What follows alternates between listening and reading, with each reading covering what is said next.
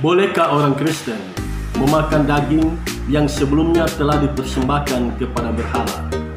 Jika Anda diundang oleh seorang sahabat dan Anda dihidangkan makanan daging yang Anda tahu sebelumnya telah dipersembahkan kepada berhala, apakah Anda akan memakannya? Daging persembahan berhala adalah sisa-sisa dari daging hewan yang telah dipersembahkan kepada berhala.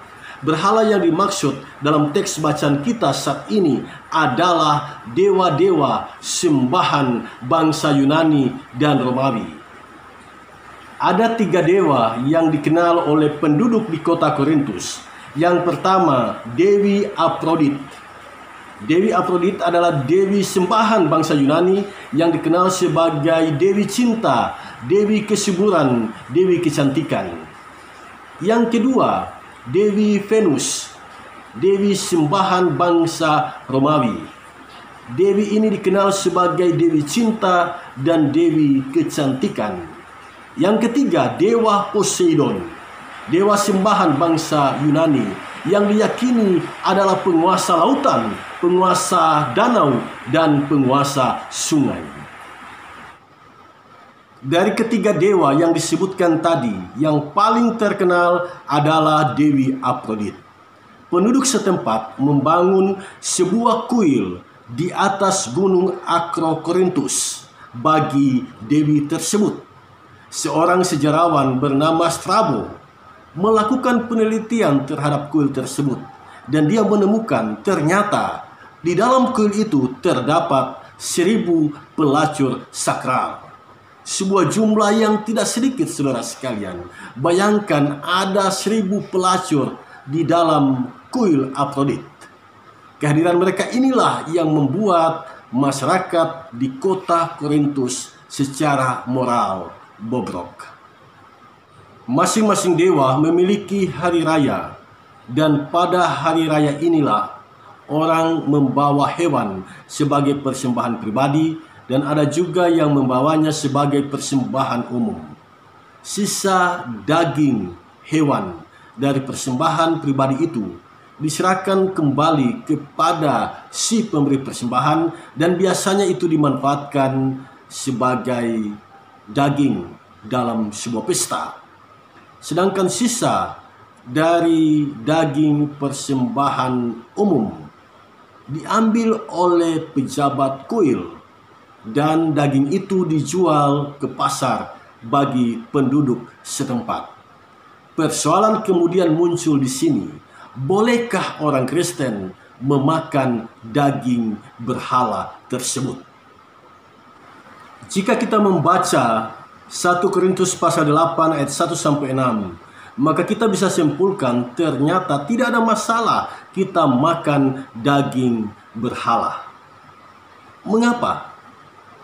Paulus menegaskan dalam 1 Korintus 8 ayat 4 argumentasi teologinya.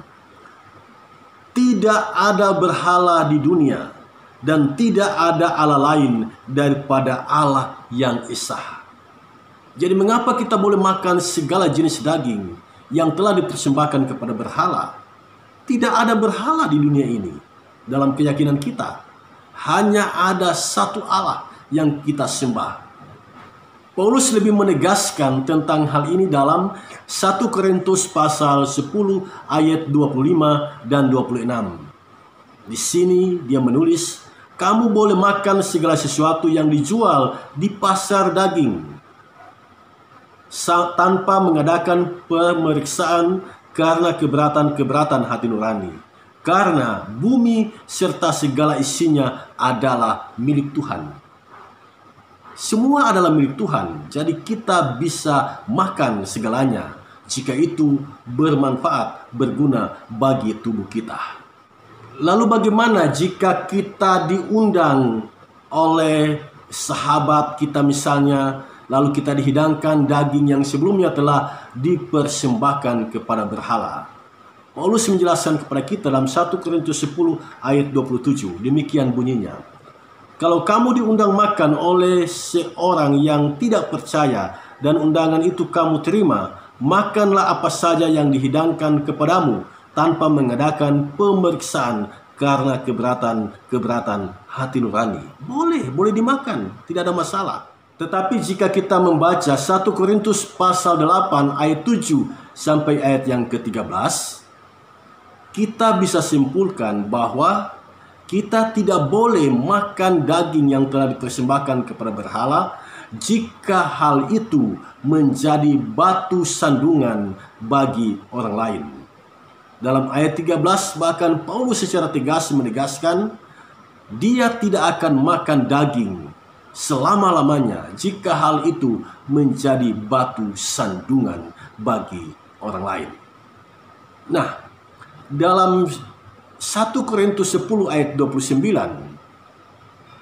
Paulus mengingatkan kita, jika ada keberatan hati nurani dari sesama kita tentang apa yang kita makan, sebaiknya kita tidak makan.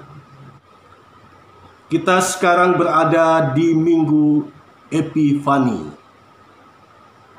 Istilah Epifani berakar dari sebuah kata dalam bahasa Yunani, Epifania, artinya penampakan atau manifestasi.